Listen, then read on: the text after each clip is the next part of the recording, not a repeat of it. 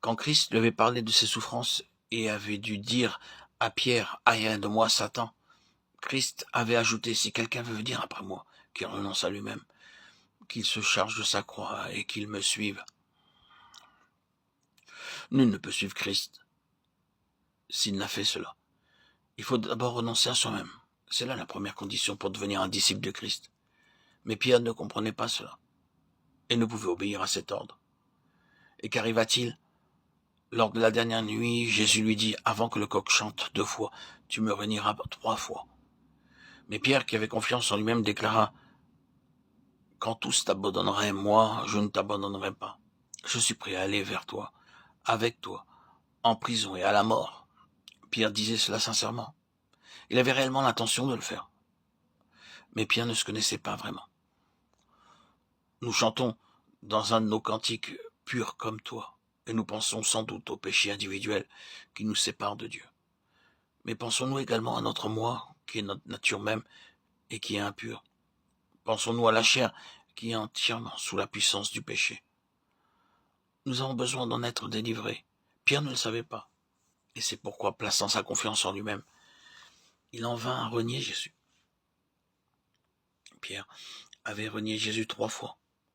Et Jésus se retourna et regarda Pierre, et ce regard de Jésus brisa le cœur de Pierre.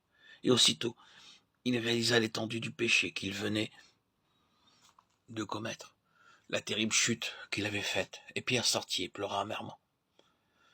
Oh, qui pourrait nous dire la profondeur de ce repentir? Durant les heures qui suivirent cette nuit-là, le lendemain, quand il vit Jésus crucifié et enseveli, et le jour suivant, le jour du sabbat, oh, dans quelle honte, dans quel désespoir il doit avoir passé ce jour.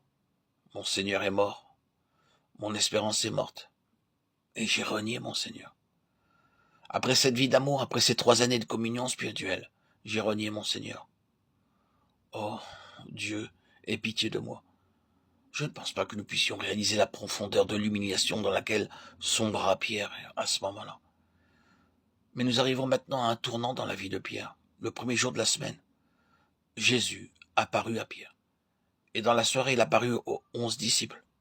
Plus tard, sur les bords du lac de Galilée, il lui demanda 3 fois, « M'aimes-tu » Et Pierre fut attristé parce que le Seigneur lui rappelait ainsi qu'il l'avait renié 3 fois.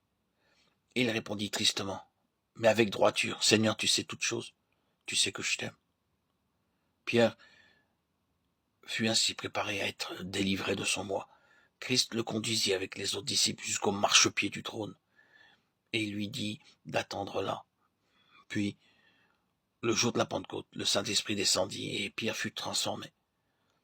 Il ne faut pas que vous pensiez seulement « je peux constater le changement qui s'est produit en lui, sa hardiesse, sa puissance, sa connaissance des Saintes Écritures, et les résultats bénis de sa prédication le jour de la Pentecôte. » Nous devons remercier Dieu pour tout cela.